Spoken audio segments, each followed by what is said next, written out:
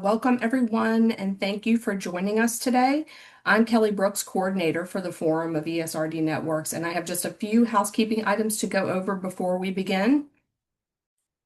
First, please remain muted to minimize background noise and interruptions.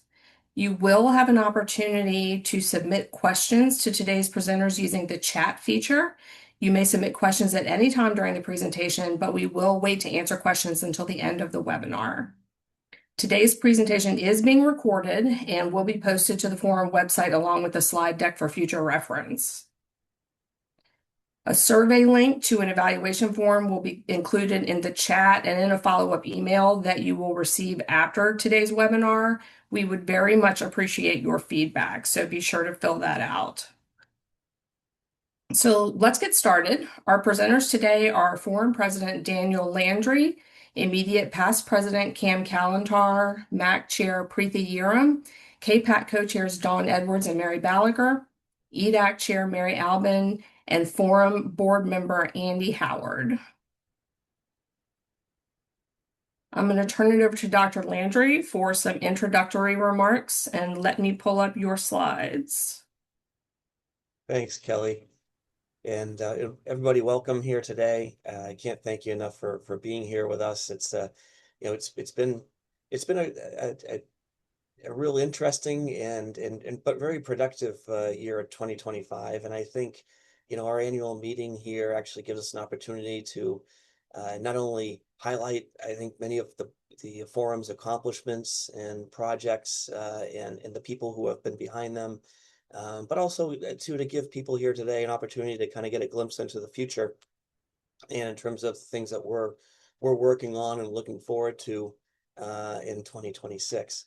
So, like I said, it's been a great year, and it's been it really, I can't ask for a better group of people to work alongside.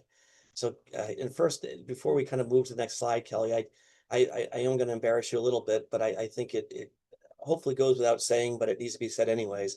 That Kelly Brooks is really the heart and soul of this organization. That she's been, our trusted source of support, direction, and anything and all that we could ever need and ever want from a coordinator here. That's really what Kelly, brings every day to this to the forum. So I just want to say thank you on behalf of everybody here, Kelly, for all the work you do every day. Well, thank you so much. I appreciate that. It's my pleasure. Pleasure. My pleasure. So with that said, if we could go to the next slide, please. And I love being able to, I love seeing the slides as the hearts and the hands, the claps are moving up too. So it's a nice touch. It's a great start to the day. But for anyone here, I recognize that many people who are here today are certainly members of the networks in many different facets. But just in case, for those of you who are newer or just kind of learning things, what is the forum? And I think the first place I'd like to kind of jump to is just making a kind of a clear comment about what the forum's mission is. Because the forum is here to support and advocate on behalf of the ESRD networks. And then all the networks are part of the forum. It's a nonprofit organization, and our main task is to continue to advocate on behalf of all of our network partners and the patients, of course, that they serve. We, along those lines, have the opportunity to kind of facilitate the flow of information through different groups such as CMS. And as you can see from the core values listed here, and something I'm really going to kind of put a focus on today, many critical core values that we pride ourselves in, of which I do believe part of the center of that really is volunteerism. Next slide, please. And in terms of the makeup of the forum, I just want to share, for those of you who don't know, but it kind of comes as a three-pronged group that forms together through our executive directors from all the networks, as well as the Medical Advisory Council, which is made up of the Medical Review Board chairs. I'm a proud member of Network One, for instance, and then also our Kidney Patient Advisory Council, a group that just historically, if people aren't aware, was a little bit of a later addition to this group. And I believe many members here today, including I can think of Dr. Howard, who I may have actually even been the president at the time, but had the foresight and the wherewithal to recognize the critical nature of the forum and the need to have a loud, strong patient voice. Because I think that we're here not only to serve our patients throughout the country and its territories, but also to make sure that their voices are lifted, that they're heard here every day.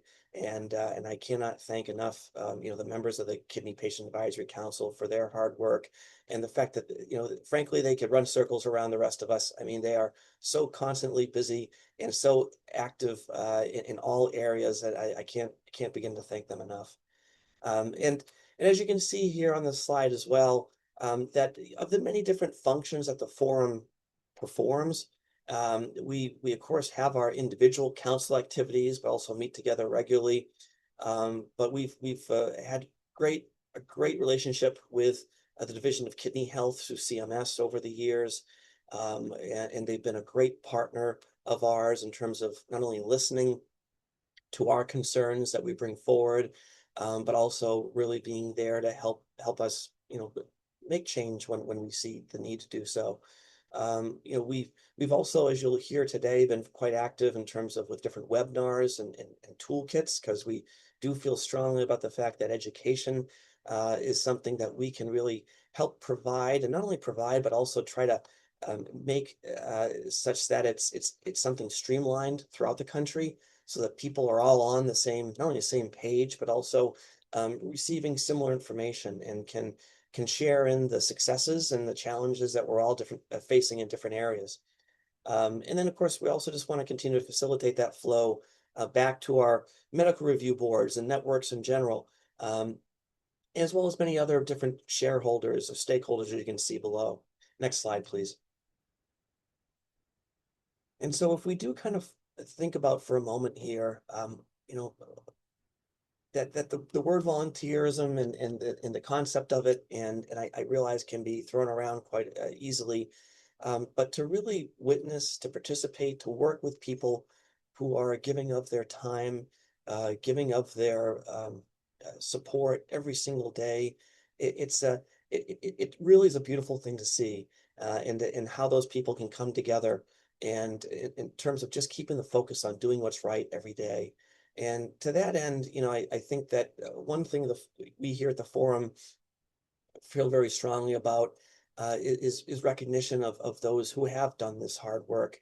And as you'll hear today from Dr. Yaram regarding some of our educational projects, one of which is a webinar based series I'll be starting next month, that's going to be sharing information throughout the country for many of our nephrology trainees, but also for many other members of the nephrology community, that I think is going to be valuable to many members of the networks. And I'm very proud to say today, if you don't mind, Kelly, go ahead and go to the next slide, that this lecture series that, as I said, Dr. Yaron will be going into more detail on shortly, we were proudly naming after one of our own. Dr. Maloney, as I'm sure as many people here know, is one of our past presidents. He'd prefer not how many pasts I mentioned in that comment, but nevertheless, he's a past president and has really been a leader for this group for many, many years, as well as a leader in the nephrology community, as being recognized as just one of the finest educators around. And we felt strongly as a group that there's no better way to really recognize his long-term commitment to the forum, to this organization, to the people in this organization, than naming this lecture series after Dr. Maloney. So again, it's a great honor to be able to do that, because it's been just an amazing career, where he's been fully committed to this group, this organization, the patients and the members of the networks that we serve, and really epitomizes volunteerism. So with that said, I think we'll move on to the beginning of today's talk, where Dr. Kalantar will be sharing information regarding hemodiafiltration. And we thought today that the conversation, this presentation would be one that would be best served in a sense of giving everybody here some awareness of the things that we're actually trying to share in terms of education, things that we're trying to share in terms of moving the needle in terms of quality of care throughout the country. And of course, I think as everyone here knows, it probably doesn't require much in the way of an introduction, but Dr. Kalantar is uh, our past president from the forum. He has been a leader in nephrology and in research in nephrology for decades, and we've been happy to witness some great talks of his over the years, one of which I think is most timely right now in terms of hemodiafiltration. So with that said, I'll hand things over to Cam, and I'll be joining everyone back a little later to finish off with some of the president's slides, but thank you. I am not sure that Dr. Calendar has joined us yet. So I don't see him on here. So what I'd like to do is move forward with Dr. Yerum, and then we'll come back to Dr. Kalantar when he's able to join us. Dr. Yerum is going to share information about provider education in 2026, and I am going to share my screen. You can begin whenever you're ready. Okay.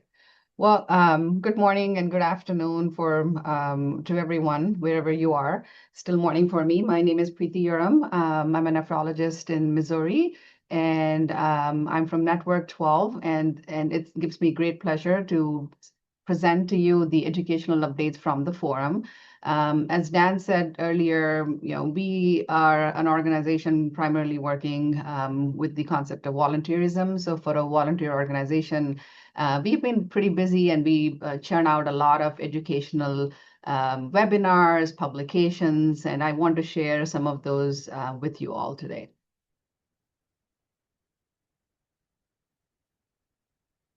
So one of the initiatives that the forum has had for a number of years now is the sharing highly effective practices. So basically, a highly effective practice is a procedure or set of processes that one might be using in their day-to-day practice.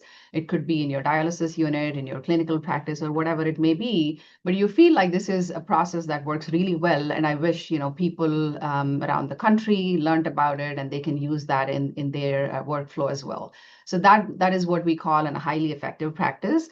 And we have sought submissions for these highly effective practices over the years. And we have a number of those listed on the website. That is the link to the Highly Effective Practices Initiative. We also have a very simple submission link. So if you do have a practice that you think like, oh my God, this has made my life so much easier, patients are benefiting from it, or whatever it may be, we would really love to see those ideas. So we want you to share your highly effective practice, very simple link. If you ever have any trouble, you can always contact Kelly and she can walk you through it. A couple of the recently approved SHEP initiatives include the emergency app for patients, just kind of keeping them abreast of what's going on in emergencies. Also, I think Network 12 had a submission for patient-led infection control audits that improved, the infection rates in their dialysis unit. Next slide.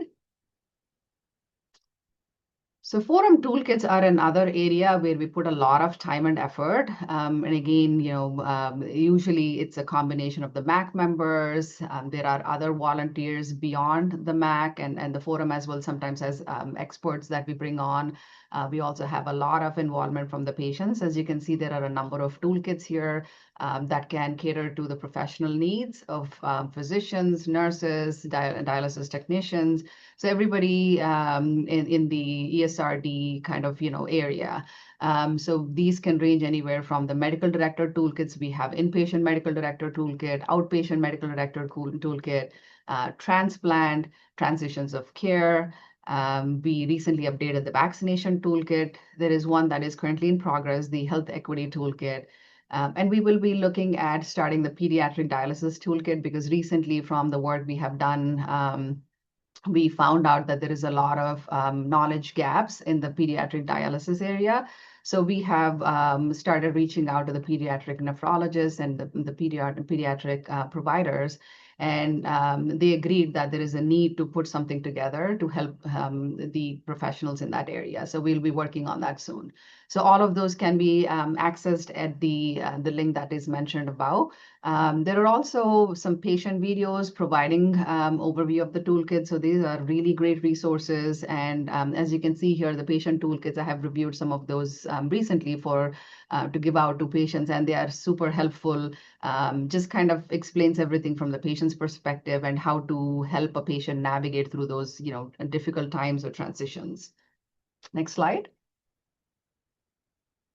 All right, so moving on to publication. So again, as we are doing all of this, we are also publishing, and Cam Kalanter, Dr. Kalanter is a very prolific publisher. And when he was the president, he really pushed us to publish more, because we do a lot of great work, but it's not always that we get our work out on the national arena. So we have been able to publish more in the last couple of years. And as you can see, we have published about, vaccination for dialysis patients. There was a trend that we noted about the closure of dialysis clinics between 21 to 23. So we published that in the CJSON journal. We also published about practicing health equity. And most recently, we did a perspectives article in CJSON about the forum itself, how 50 years of collaboration has helped us improve patient care. So these publications have brought a lot of attention to the great work that we do on the forum. All right, so presentations again, the forum leadership, our patients present, are busy presenting throughout the year. Some of the things that we have done recently include the KPAC summer webinar series, and a few of the MAC members were helping with those presentations. They range from infection prevention, home dialysis, and kidney transplantation. Forum members have also presented at the Renal Healthcare Association meeting in Orlando, NKF, Renal Physicians Association, and the forum will have exclusive sessions at the annual dialysis conference on the regulatory landscape in dialysis. All right, I saved the best for the last. As Dan mentioned, this is our newest offering and the most exciting offering for this year. And very proud to say that we decided to honor Dr. Maloney and named this series after him for his exceptional commitment to the forum over the years, and his dedication and passion to improving patient care for our kidney disease patients. So this is a medical directorship series, although there is a lot of information that will be helpful for like nurse managers, any kind of dialysis provider. But we are hoping that, nephrology fellows, early nephrology physicians will benefit a lot from it, because these are the kind of things or the curriculum that is not traditionally covered during nephrology fellowship. So we are really hoping that this is going to throw some much needed light on kind of the workings of the dialysis unit, the administrative side of things. So we are trying to spread the word. And if you are able to spread the word about these, the webinar series, we would really appreciate that. There is a QR code on there. These slides will be available to you later on. So please register. Please encourage your colleagues to register. And we hope to see several of you during this webinar series. And I think that's all I have. I'm happy to take any questions at the end if you want to leave any comments or questions in the chat.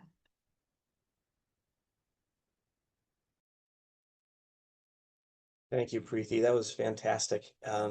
It's again just a great way of sharing, I think, with everybody here today. Not only like I said, the volunteerism and the efforts put behind this, but also the fact that I think that much of what your leadership has done and what we're doing here through the forum is trying to make sure we get the word out, right? It's one thing to do work that you're proud of. I think it's another thing to really get that information to the masses. And I think that through our toolkits historically over time, as you mentioned, but also through this new webinar series is a great and I think very exciting way to kind of do that. So thank you so much. And as Dr. Yaron mentioned, if anybody has any questions at the end, please feel free to share those in the chat, and we'll be happy to answer those best we can, okay? Thank you. All right, well, if you're going to be a great team, as we've learned here on the forum, you also need to know how to be incredibly flexible as well. So unfortunately, Dr. Kalantar can't join us today. He's a late scratch, as they say, I think in the baseball or something community. But anyways, he's well. I want to reassure everybody. But unfortunately, because of something that did kind of come up, he can't join us today. So with that said, Kelly, if you don't mind, I have some slides I like to share with you all. They're it's a little slightly different slide set than I think Dr. Kalantar is going to share, but it's the same general approach here. Because I do think it's really important to kind of make sure that everybody here today and everybody throughout the networks is very much aware of where renal replacement therapy or kidney replacement therapy is going. And I think that I think all of us here know very well the general concept of peritoneal dialysis and hemodialysis when it comes for some forms of kidney replacement therapy. Certainly, we never want to forget transplant as well. But that being said, the way of using machines to provide the cleaning for patients who have kidney failure has been changing here in the United States. And as Cam would be the first one to say to everybody here, probably long overdue, but something that's been adopted throughout Europe and much of Asia over the last 10, 15 years at least, but now finally coming here to the United States. So if you'll allow me, I want to share some of those slides today. It kind of comes from it's an abbreviated version of a talk that I actually gave members of my network, Network One, several months ago. So I apologize to that group if there's a little bit of a repetition there, but again, thank you for allowing me to do this. And let's see here.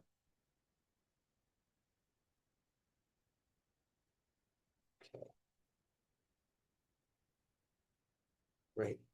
And I hope, Preeti, I can see you well. Are you seeing the slides okay?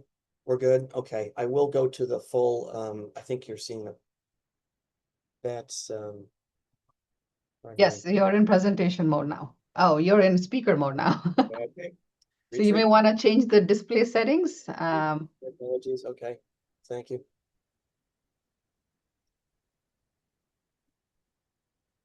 Yep, We're looks good. good. Okay, good. Thank you, everyone. Again, my apologies. I'll someday I'll learn these things. Okay, so this is a talk about hemodiafiltration, something that some people here may have heard about at least or be familiar with. Others, this might be the first time, and I think something really critical to be aware of because of what's going on here in the United States. Hemodiafiltration, or HDF, as many people refer to it as, is a mode of renal or kidney replacement therapy, which, as you can see here, has been growing precipitously over the last decade or more. And as these bar graphs show, the bulk of that growth has occurred throughout Europe, in some parts of Africa and Middle East, but primarily Europe, Western Europe, and Asia. And that's something that we've been well aware of for a long time.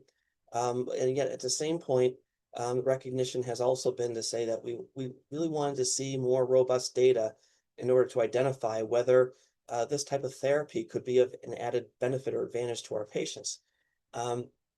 So the question has to come is, well, why are we looking for different thoughts, different ideas, different approaches? And, to this day, if we still, look at outcomes for our patient base of those patients with kidney failure who require kidney replacement therapy, that the 5-year survival rate for ESRD patients remains about 40% from USRDS data. And even though that's 2022 report, the data hasn't changed much.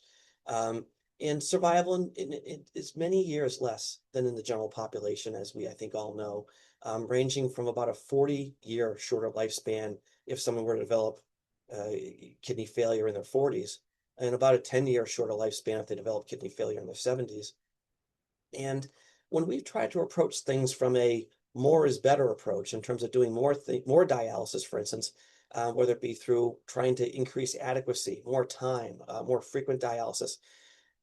We've shown some different forms of benefit in patients, but we really haven't had a major impact on survival. And, to that end, what are we trying to achieve for our patients? Well, I'll be the first one to say that at the end of the day, it's not for us to make that decision, right? It's for our patients. Our patients need to be the ones to lead us, to lead the charge in their care, and to help direct us in terms of what are their priorities. But what we've heard from them, and many others have as well, is that trying to maximize quality of life in combination with longevity makes a lot of sense and is a desire that we're all trying to achieve. And to that end, how do we achieve that better? Can we do things that actually improve the removal of waste products from the body in a person with kidney failure? And how do we do that safely? And how do we do that from a perspective of not only benefiting the patient, the individual patient, but also benefiting society?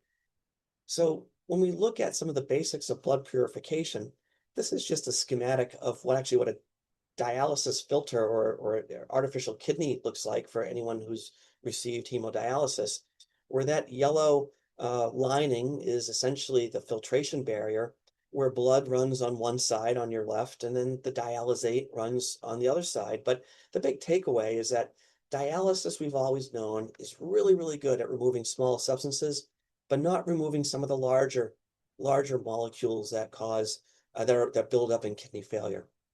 And we know that there's many different molecules or toxins that build up in people with kidney failure that come from all different shapes and sizes. So the question becomes can we remove larger molecules? Can we do that effectively? Can we do it safely? And yes, in fact, when we actually perform ultrafiltration or the removal of plasma water from our patients, for instance, to remove volume or fluid that builds up, we're actually doing something called convection.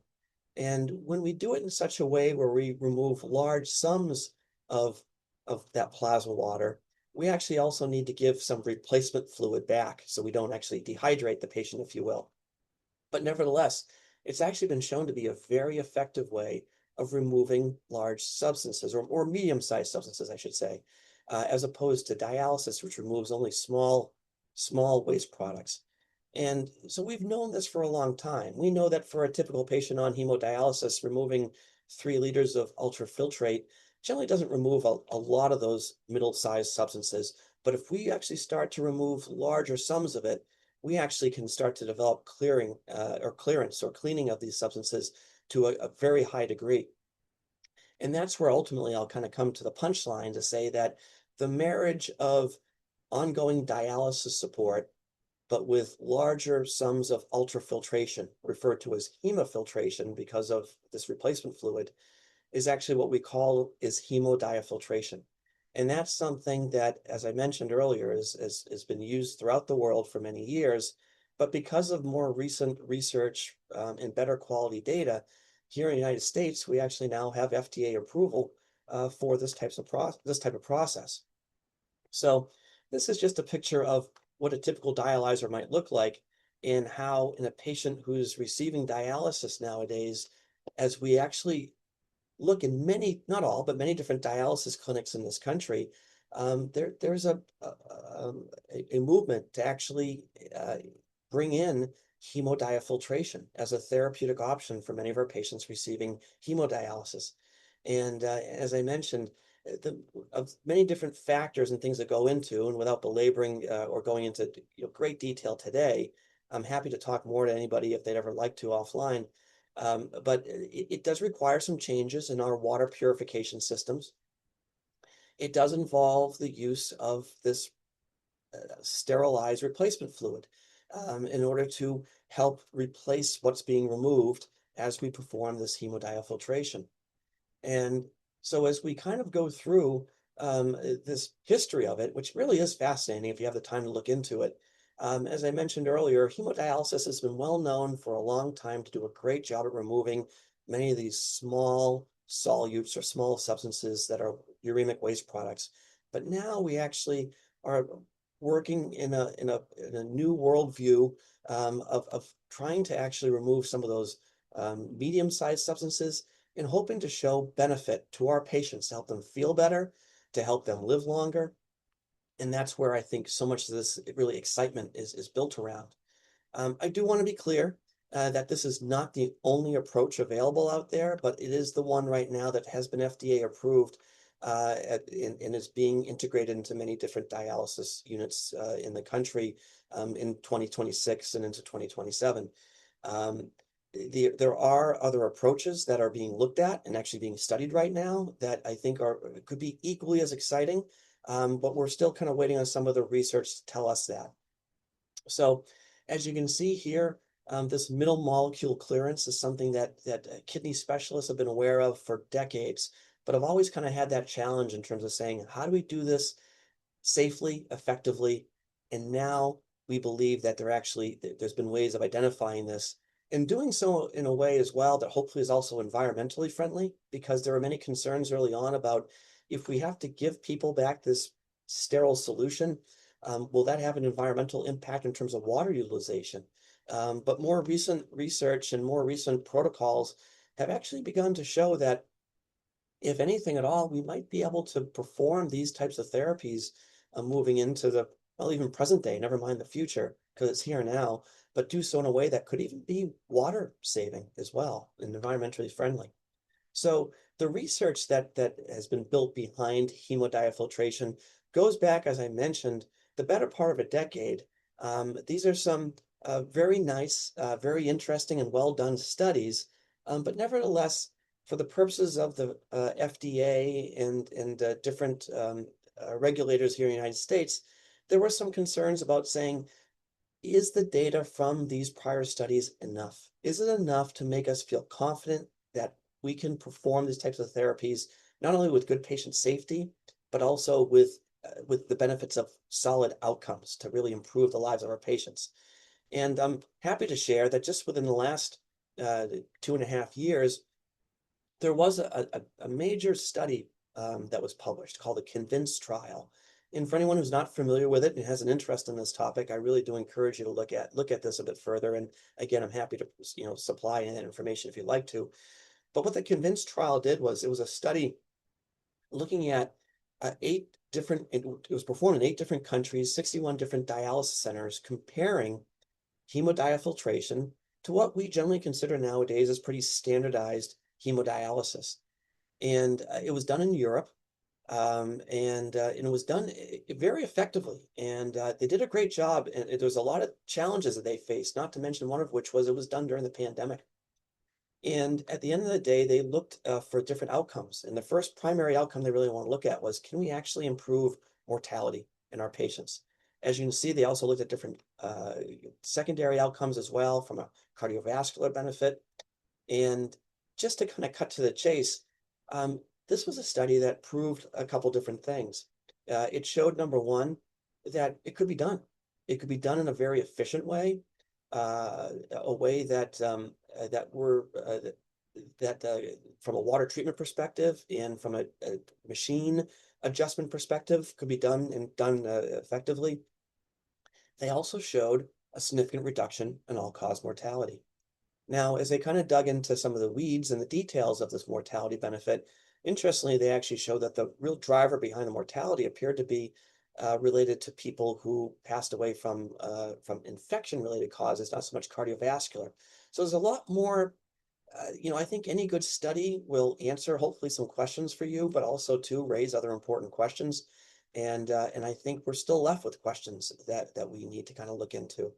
But nevertheless, a 23% reduction in all-cause mortality was quite obviously profound, and one that really caught the interest of people here in the United States and led to the FDA approving this type of therapy. There have been prior studies which have shown the potential benefits in terms of improving anemia management, nutritional status, physical activity, and certainly just a sense of well-being. Again, I think it's too early to say that this therapy, for instance, is the be-all end-all. But I think what's exciting about it from our perspective, one is that it's a safe therapy that we feel is worthwhile sharing with our community so that you're aware of it. Secondly, as it does become integrated into the care of patients in the United States, the forum's gonna be very interested in terms of looking at, how does this affect, reimbursement? How does this affect pay? How is this affected by, the integration into different dialysis clinics? And that's where we're, excitedly waiting to kind of hear some more information. But this is the type of information that we, for instance, present to the Division of Kidney Health. So that our colleagues, people that we work with all the time can be aware of what's going on out there and that we can help provide some education on our end. And of course, we likewise receive information and are educated by our friends at CMS all the time as well. So this is, like I said, I think an area of great possibility for our patients, of great potential, and one that is just really beginning to kind of write this new chapter here in the United States. Are there other alternatives, as I mentioned earlier? There is something called a medium cutoff dialyzer that is actively being studied right now. That's just another approach to actually removing some of these medium-sized solutes that wouldn't involve the need for this replacement fluid to this kind of degree. So I think that, again, that's something that still is being studied, coming along, but the hemodiafiltration is here. It's here now. And we will be seeing it popping up in different places throughout the country, and I think in all the networks. So we're waiting to hear and actively, for the information, and we really encourage anybody from the networks to provide your feedback as well. So in conclusion, I first and foremost, I want to say thank you for listening to a talk that I'm terribly sorry that Dr. Kalantar couldn't be giving you today. But at the same point, I think it's it really, this is a new advent in therapy for our patients, and something I think we should all be very excited about. That there's been some good randomized controlled trials out there, and now we really have data that shows mortality benefit with a newer type of therapy. There is data suggesting that there may be benefits to other areas of kidney patient health, as I shared with you. And it can be done safely, that we've seen that. The rollout is just beginning through one of the large dialysis organizations, but there's still a lot more to be learned, and we're going to be, of the different things we're learning, that there may be other modalities or other approaches to actually help improve the well-being of our patients on dialysis. So I think that, like I said, if anything at all, we can take away from this that it's a great time, I think, to be caring for patients and people living with kidney disease, not only through different medical therapies to slow progression, but now also different ways to help take care of people who are living with kidney disease and kidney failure on dialysis. So thanks again for your time today. And Kelly, I'll hand things back over to you. Thank you so much, Dr. Landry. Next up, we have Mary Balaguer, who is going to present the Kidney Patient Advisory Council report. Thank you, Kelly.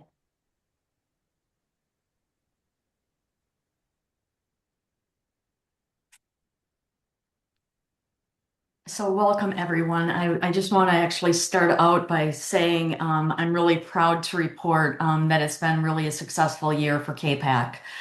We have a variety of dedicated, hardworking members. A few members I know are on the call today. Let me just give a shout out to them: Abby, Stephanie, Jeff, and Timmy, as well as many others that are not on the call today, for really a very successful year. Next slide. So kind of just going over real quickly some of our activities over the past year. As I kind of mentioned, it really was a banner year. We started a lot of new projects. We got a lot of great input for our business plan, and just to highlight a couple that you'll see in front of you is we're working on a cardiovascular toolkit. We also added to our home dialysis toolkit, and we have patient videos that actually will go along with that, kind of sharing tips and a variety of other things that people were able to share. And I think that could be very helpful for all of the networks. I think the other is that we are also looking at putting together a transplant rejection article. Right now, we are looking at where we might be able to get that published. So hopefully within the year, we'll have something to share with you all. And I think another thing that we actually have been working on, and many of you probably have seen it, is that our newsletter that comes out quarterly, Your Voice, Your Health. So please check those out, share with your network, share with your patients. And I think that really a lot of what we are sharing is really very patient-centered, making sure that the patient voice is always heard. And for some of us as patients, we really want to make sure that we are touching on things that folks really get a lot of information from and support. And so a lot of the articles that we do publish are coming from patients on what they want to hear about. We also had a seminar series this summer, which we will continue into 2026. So continue to watch for those. That we also had some very good success. Not only did we have the healthcare professional perspective, but we also had individuals that talked on each of those as well. And and all of those are really on our website as well. And then we started a couple of years ago the Derek Borfang webinar, which really focuses on mental health.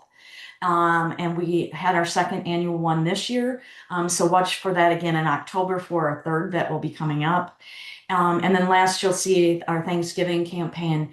One of the things that we really, as patients, want to make sure that we also support the healthcare providers and all those really actually working in the field, that we want to make sure that we, say thanks for the care that we get and making sure that we continue to have efforts to increase quality and also really just paying attention to the patient voice, and that we're looking for things that can actually help patients in the long run. Next slide. So continuing into 2026, as I kind of mentioned, we are going to really continue. One of the things that we really want to also continue to support is really looking at nutrition and exercise. One of the things that we have found, and we all know as patients, that it can be very challenging to make sure that we're getting the right nutrition and that it's accessible to us as well. And so we really are going to focus this next year really looking at a lot of nutrition and exercise and what that can mean for patients as we continue to work forward into the year. Continuing also in the patient education and advocacy, many of our members are involved with a variety of different things that they have given talks and things over time as well, such as the National Kidney Foundation, the Renal Health Associates, AAKP, AKF, and many others. So as I mentioned, a very, very active group, and very excited that many of those folks, we have new members coming in and some that have actually rolled off as well. We'll be working on World Kidney Month. That will be coming up in March, and Donate Life Month in April. And we continue to look at sepsis awareness, because we know that's also a huge issue, sepsis and infections. And so we continue to work on that as well. And Kelly's been phenomenal again in helping us support a lot of those social media campaigns and getting the word out. And hopefully that can continue, and that we can help support patients and family members as well as healthcare professionals. So hopefully we will be looking also at continuing the cardiovascular toolkit. I know there's a lot in that space right now, looking at the link between kidney disease and heart disease. So that's one thing that has really touched a lot of us, that we really want to make sure that we're focusing and that we get some information. Again, it's an evolving area, so I'm sure that will also evolve. But we will continue that. We also want to really focus on putting together, modalities, video with the patient's voice as well. And again, and just a plug, we are a nonprofit, and how we do what we do and, get professionals to help us with some of those videos is from those donations. So you'll see there also ways that you can actually donate to the forum.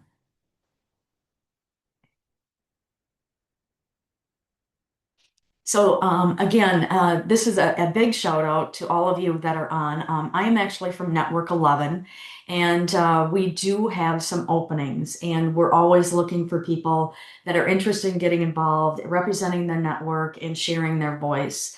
So, if you know of anyone that's in Network 6, 12, 13, or 18, we really look for you to help us and support us in finding those individuals that can help. Again, we want to make sure that we have a consistent voice across the networks. So thank you. With that, if there's any questions, Dawn, I know is not on right now, but feel free to put anything in the chat and I'll be happy to answer any questions. And if you have ideas for us that we need to focus on in the next year that I may not have mentioned, again, please let us know, and we will also look at that in the future. So thank you again for your time. Thank you so much, Mary. Next up, we have Mary Albin to give the Executive Director Advisory Council report, which I'm going to pull up. Thanks, Kelly.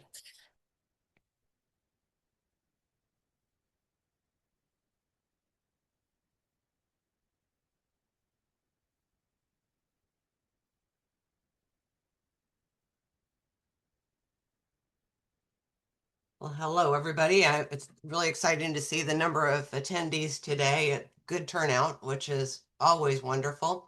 As Kelly said, my name is Mary Albin. I'm the Executive Director for the ESRD Networks 8 and 14, which is Mississippi, Alabama, Tennessee, and Texas. So if you know anybody that wants to join us as well, like Mary Ballaker said, we're wanting more people to join and help us out. I am the EDAC chair, and I have been for, it's a little over a year and a half, and just loved this role and working with the forum. So you can go to the next slide, Kelly. So I just want to report out a little bit. There's been some changes this option period for our contracts. Prior to May of this year, the NCC, which was another contractor with CMS, provided us with all of our reports that came out of EQRS. As of May, CMS began working on creating dashboards within the EQRS system where all the reporting for everything patient related is located. And those have all been completed now. So now all the networks have access to pull down their monthly and weekly data reports directly out of EQRS without having to receive them from another contractor. They've also created new dashboards in there for our quality improvement measures that we have currently in this contract for transplant waitlist, home therapies, hospitalization, our data quality related to forms management, the vaccinations for pneumococcal influenza. Those are all now located in EQRS, and each network pulls those data reports down as they need them. Unfortunately, we no longer have access to national rates that compared network to network to see where the measures were and who that was, doing really well in those areas and who we might reach out to for assistance. So those are not currently available. We have heard that potentially something is forthcoming with that, but I don't see it in the direct near future. Next slide. I think, yeah, there you go. Oh, no, there we go. So we do have 5-year contracts for each of the networks. And right now we only have 3.5 months left of this 5-year contract. So this contract ends as of April 30th. We are still awaiting the CMS request for proposal, or RFP, from CMS for a next 5-year contract cycle. the past 5-year cycle, we did receive in December, and that typically was around the time that all the contractors received the request for proposal to submit our, response to them, but we still have not seen it yet. I anticipate that we should be seeing that very shortly. And historically, each of the contractors has approximately 30 days to respond with their proposal to CMS, and then the decisions are made who they will award those contracts to. We anticipate that they will award them hopefully by end of March, 1st of April. That is the plan. We have not gotten any further communication regarding that. It was stated to all the executive directors by the Division of Kidney Health that they were really looking at back to the basics and focusing on what is in the statute and required in the statute. However, as you can see on the right side of this screen, during last year's quality conference, this was shared, and this is what their key priorities will be going into this 5-year contract. Empowering patients' choice regarding their modalities, what they would prefer and what works best for them. Streamless data management, that's all related to EQRS, ensuring that the data in EQRS is up to date and managed correctly, and monitoring grievance management, which is also a portion of EQRS, but we call it the Patient Contact Utility, or PCU. So ensuring all that data is accurate. Improving the health and wellness care coordination for patients, working on making sure that patients have access to care, that they have good nutrition, physical well-being, and mental health. And then fostering a resilient, high-performing kidney ecosystem. That's a mouthful.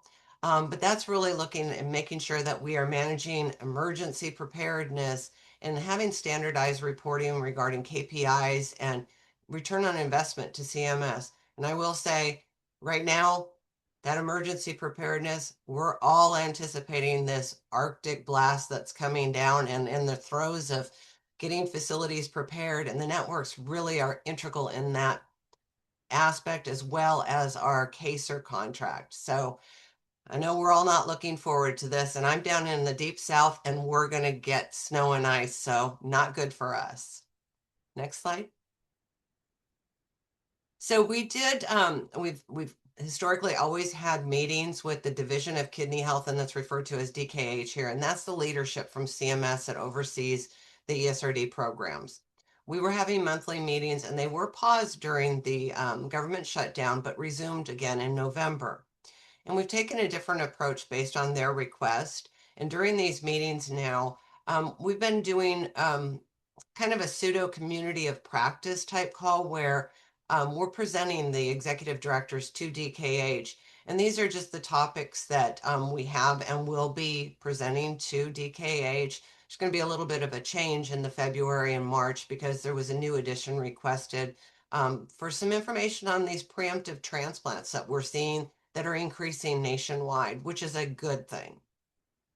Next slide. So I wanted to just give a shout out about Quality Conference. Quality Conference registration is now open.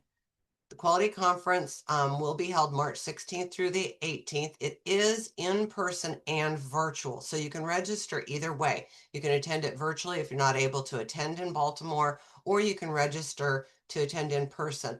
I would highly encourage you, if you are wanting to attend in person, that you register ASAP and book your hotel because space is very limited this year. It did open up this week, so just know that, hurry up and get in there if you haven't done it. And at the end of Quality Conference, and thank you, Brandy, I saw you put the link in there. I appreciate that. At the end on Wednesday, the 18th, there will be the CASER Summit, and that's, I believe it's 3 or 4 hours that we will be doing an emergency CASER Summit at the event. So if you want to attend that, right now it is not available virtual. They are working on getting, hopefully, fingers crossed, a virtual option for the CASER Summit. Next slide. I think that is it for my slides. But if you have any questions, like Dee said, Kelly said, I'm the executive director chair, and Dee LeDuc is the vice chair, and she'll be taking over in a few more months. So any questions can be directed to us as well. And that's all I have. Thank you so much, Mary. You guys are a busy group. Next up, we have Andy Howard. He is going to give us an overview of the final rule. Let me pull up those slides and you can take it over, Dr. Howard. Thanks, Kelly. You all hearing me okay? Great. Yes. So, Dan, thanks for shuttling the schedule. I am the recipient of cataract surgery, and I just had the left eye done yesterday. Right eye 2 weeks ago, so I had to do my post-op. Doctors hate to be on the other side of the bed, but so next slide, please, Kelly. I'm going to move fairly quickly to try to respect time. So what I want to encourage everybody to do is take a look at the forum comments that we sent in on the proposed rule. Of course, I'm showing you the final rule. They're on the forum website, and I'll point out where we made comments. So I think everybody knows this now. This just shows what the final base PPS payment was, showing the changes up above for compared to 2025. This for 2026. And I showed you each of the major adjustments. That NAPA, non-contiguous area payment for non-labor costs, was new. And it had to be budget neutral. And then I did want to make sure everybody's aware that for home dialysis, which of course is the same as the base PPS rate, there are no adjustments on those AKI payments, and QIP penalties, if there are any to a facility, do not apply. The forum did make several comments here. Previous years, we stayed away from the PPS, but we now have jumped in, and there's some excellent comments, which many in our broad community echoed about the fact the payment is just not adequate, concern about impact on small and independent dialysis facilities. Again, I just encourage you to look at those comments. I thought they were very thoughtful, that several of you in the audience helped.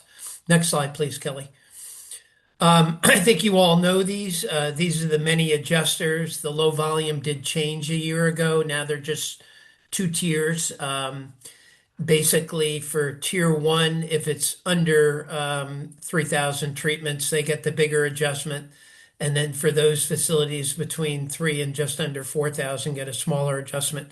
Since we are partnering with our pediatric colleagues, I do want to point out this pediatric add-on payment adjustment is going to go away at the end of this year. It's pretty substantial. It's a 30% adjustment to every treatment. This is the 3rd and final year of that. Next slide, please, Kelly. This shows the impact of the changes in terms of total money, what's involved. I will have a couple of slides pointing out the TDAPA and the post-TDAPA coming up. And I just want to show you the number of facilities that are involved, both in terms of ESRD. You can see that under PPS, and then under AKI, hospital versus freestanding. Next slide, please, Kelly. This shows the breakout of payment reductions and information costs. I'll have a final slide pointing out the payment reduction. On the very bottom bullet, I do want to point out that they say decrease in fee-for-service Medicare beneficiary enrollment of 0.1%. I do want to point out, and something the executive directors know quite well, that Medicare Advantage, and most of you do or should, has taken a increasing share of coverage for the patients undergoing dialysis. It now is greater than fee-for-service. If you haven't seen it, MedPAC had a wonderful overview of Medicare Advantage with a section on end-stage renal disease. Kelly, I can make that available to you after if people are interested in it. Next slide, please. TDAPA, interestingly, I was on a government affairs call for the RPA a week or two ago, and one of the docs asked about this, so it is of interest. So there basically are two additional drugs in addition to phosphate binders, DefenCath and Vidatastat, Vafseo, that'll be covered. Phosphate binders are the biggie, estimated 420 million for calendar year 2026. Two drugs have ended. Next slide, please, Kelly. This will show post-TDAPA. I'm sorry, this shows the actual binders that are covered. And there is a link, and Kelly will make these available to you if you want to dig deeper into this. Again, this will end in 2026, and then there will not be a post-TDAPA. They will be included into the PPS payment at the end of this year. Next slide, please, Kelly. This is the post-TDAPA, and right now there are two drugs. There's supposed to be three. Korsuva and DefenCath are going to both be covered in 2026. Daprodustat, Jesduvroq is supposed to be covered, but at the time of the final rule, there was no data. What I expect is CMS will release an update sometime imminently when payment data becomes available, and this will be covered. Next slide, please, Kelly. These were two RFIs. I want to highlight here that many of the excellent comments from the forum were included in the responses that CMS highlighted in the final rule. And on the next slide, you'll see the other RFI. Next slide, please, Kelly. These were really, I think many of you will recognize comments that you all contributed to forum comments. They are here. And again, I encourage you to go back and look at that. Stay tuned. We'll have to see what shows up in this year's proposed rule. We should expect it around July 4th. Next slide, please, Kelly. ETC model, I think you all know this finished. Next slide, please, Kelly. Again, hard to believe, but here we are. We're in payment year 2026. That reflects performance in 2024. And we are currently in the performance year for 2028. Next slide, please, Kelly. No changes for 2026. They did keep the facility commitment to health equity in. You will see that that's going to go away. All the changes you see were in previous rules. Next slide, please, Kelly. These are the payment reduction scales, which of course are in effect and are now hitting for payment year 2026. Next slide, please, Kelly. 2027, the health equity and social determinant of health, three measures were taken out. So this is what the final scale looks like.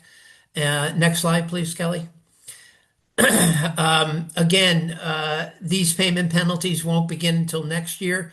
This is for the performance year that we just finished, and these are the finalized points that are going to be used. Next slide, please, Kelly. And then here we are for 2028. This, of course, is the performance year that we've just started. The forum, again, I'll point out to you in their comments, did comment on several measures here. Particularly the standardized hospitalization ratio, ICH caps, adequacy measure, long-term catheter rate, standardized transfusion measure. Really, the forum comments revolved around making the measures fair, more equitable, and again, lessening burden on facilities. And I encourage you to go back and look at our excellent comments. Next slide, please, Kelly. This is the ICH caps. They took out 23 questions. I pointed this out before that kidney doctors are completely gone. This was one of our comments that some type of rating should be in there.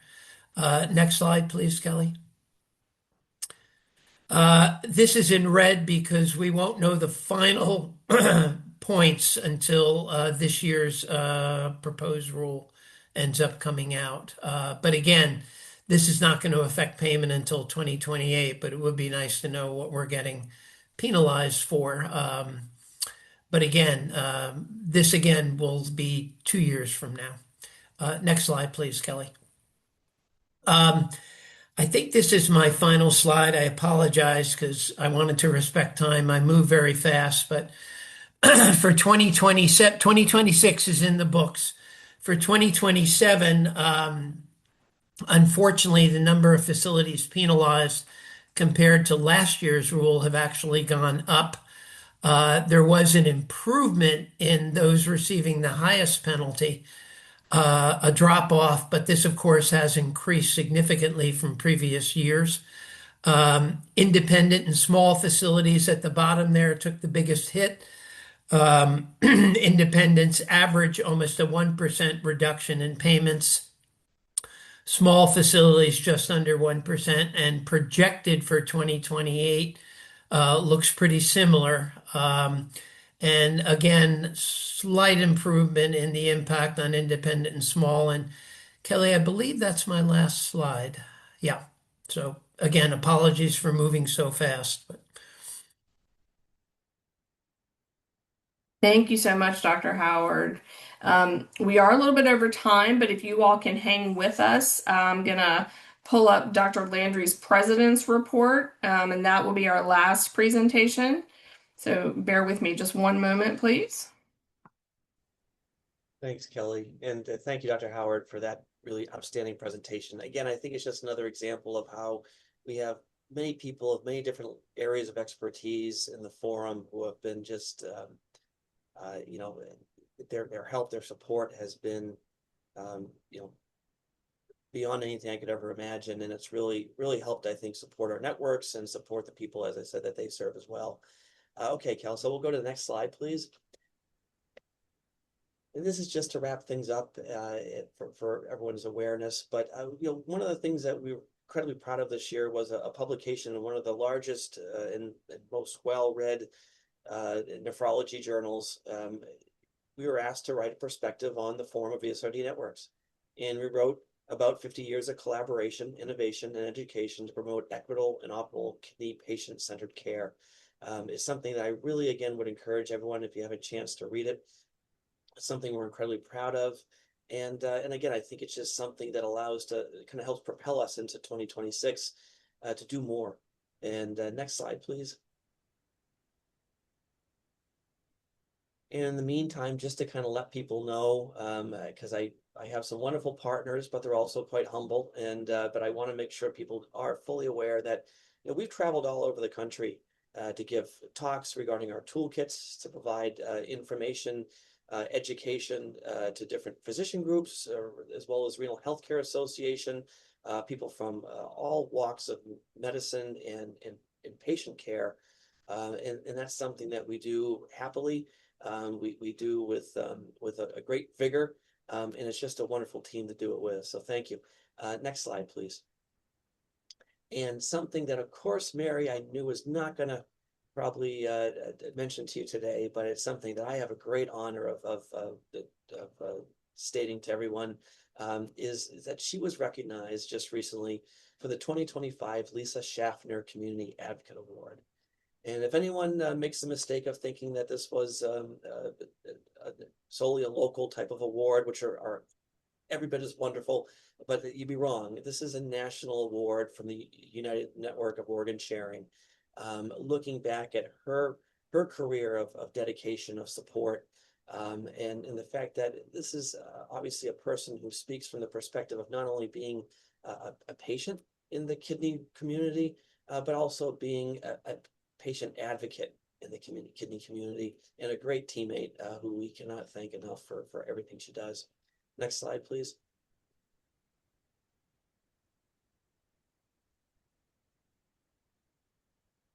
I know Mary also mentioned as well, but you know, recognizing those before us and those that we worked with and had the honor of doing so, like Derek Forfang, and the fact that we had you know, the webinars coming from the KPAC. Just I thought a great picture worth sharing for all of you who knew Derek well. And next slide, please. And along the education realm, as Dr. Yaram mentioned, as well as Mary Balaguer, you know, our professional toolkits, they are free and available to anybody who wishes to use them at our website. They come up in a nice PDF format. So nowadays you can even just search and find the different topics you want to, but we've come across a lot of kidney providers, for instance, who have said that they use our medical director toolkits to help guide the care that they give. And along those same lines is the rationale that we had was to actually take those toolkits and take them on the road, if you will, to the webinars that will be coming up shortly, as we've told you about. And of course, the patient toolkits as well have been every bit as well received and every bit as important. And I think together we really accomplished a lot over the years. But we not only have had to write these toolkits, but also make sure that they were updated every so often. And along the lines of something that was mentioned earlier, it is forum efforts and financial efforts that have been applied to actually make sure that we could incorporate patient videos into, for instance, our home dialysis therapies toolkit. And so it's something that, again, I really encourage everyone to look at, and please feel free to scan this if you haven't, so you can gain access to our toolkits anytime. Next slide, please. The quarterly we publish Forum Matters, which really does a nice synopsis of what you're hearing today. The fourth quarter one will be coming out momentarily, but the third quarter one is out there as we speak. And along those lines, going back to something also mentioned earlier, the sharing highly effective practices.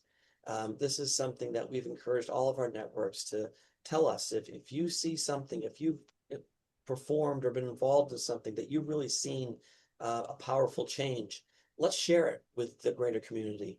And that's what we've done here through these sharing highly effective practices initiatives. So again, something else that's available on our website. If you ever want to hear or learn more, just let us know. Next slide, please. And in terms of our meetings with CMS, Kelly, you can go to the next slide, please. As Mary so kindly shared with you, but this slide here is something that we've really kind of used as a major part of our North Star going into 2026 and for the many years to come. Our most recent meeting with CMS was one that we actually focused a conversation around nutrition for the purposes of not only preventing progression in CKD to try to prevent the need for renal replacement therapy or dialysis or transplant, but also for the purposes of caring for those people who are receiving renal replacement therapy.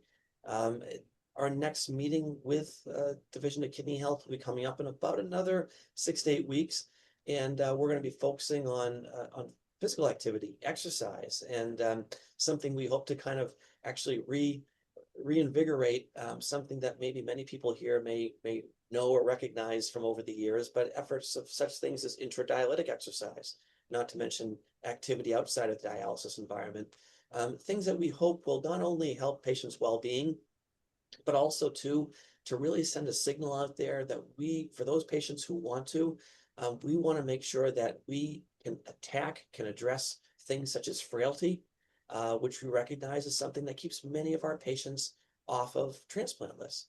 So those are some of the areas that we're going to be talking about with Division of Kidney Health this year. Next slide, please. And I think the other one area of great concern to us, and something we're very proud to be able to kind of announce to everybody here today, is that another area that we really want to talk a lot about this year and work on together with Division of Kidney Health, amongst other people out there, other experts in the field, is pediatric ESRD. And I say that, and forgive me for the slide for saying pediatric dialysis, but I really want to make sure that people know this is about pediatric ESRD care for our pediatric population on dialysis as well as transplant. It's come to our attention, and rightfully so, that we know this is thankfully a smaller group of patients out there, but at the same point, one that I think unfortunately is overlooked a fair degree.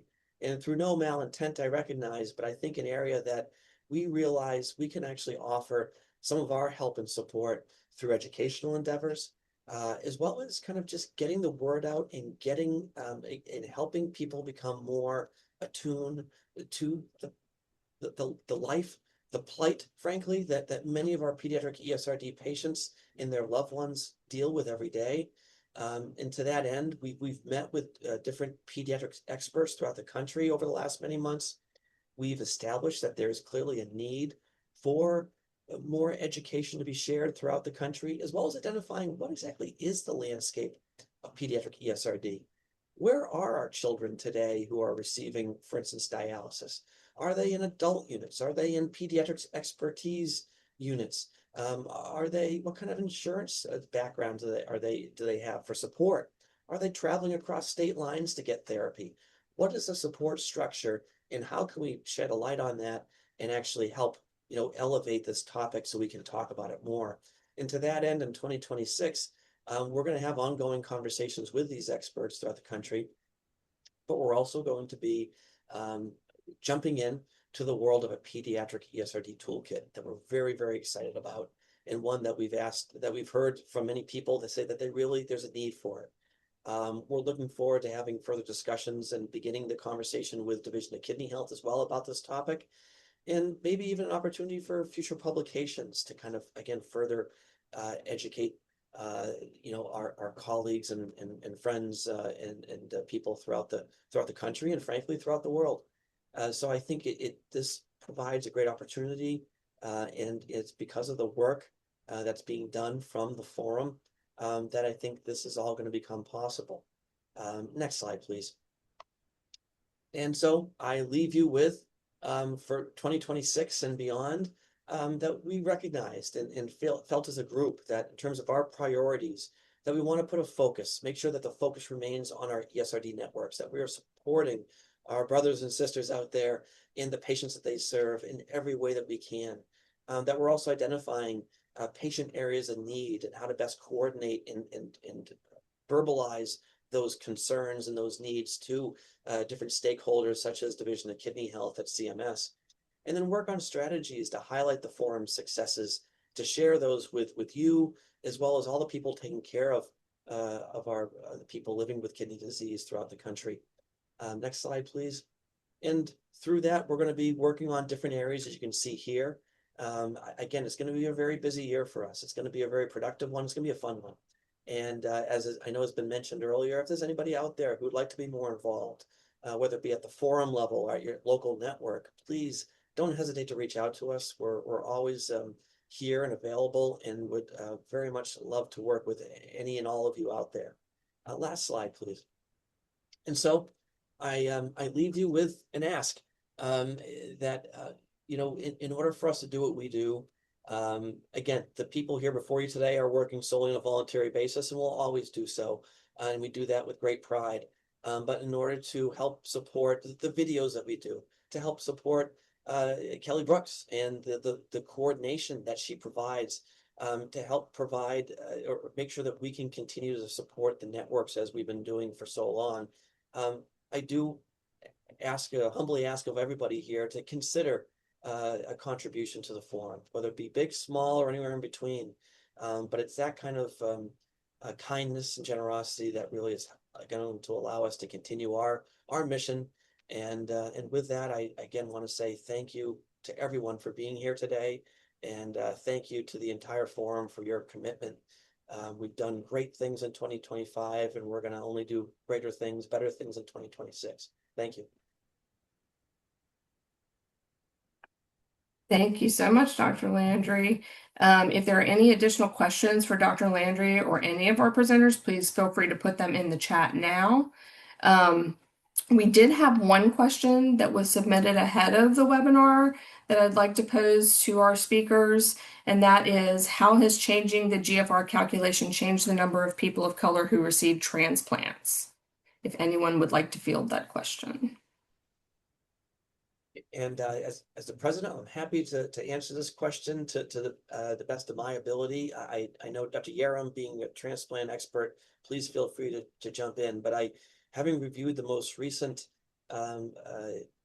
data that comes from 2025, there is good news that adjustments in the creatinine-based GFR, in the recognition that there was probably an unintentional disservice done to many people in the African-American Black population, that those changes have increased the amount of people on the wait list, and I believe too are also helping in terms of increasing the transplantation. But Dr. Yaron, please, if you have any other specifics you wish to add, feel free.